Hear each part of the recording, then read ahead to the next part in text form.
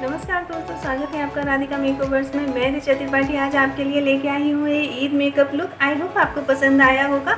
वीडियो में एंड तक बने रहिएगा। मैंने बहुत ही इजी वे में इसको करके बताया है और ये मेकअप आपको पसंद आ रहा है तो कमेंट बॉक्स में जाके कमेंट करिएगा और किस तरह के मेकअप आप देखना चाह रहे हैं वो भी हमें बताइएगा गाइस। तो वीडियो में आगे जाने से पहले आपसे एक रिक्वेस्ट करना चाहूँगी, अगर आप मेरे चैनल पर नए हैं तो इसे सब्सक्राइब जरूर करें और बगल में जो बेल आइकन है उसको भी प्रेस करना मत भूलें ताकि आपको मेरे वीडियो का अपडेट सबसे पहले मिल सके गाइस।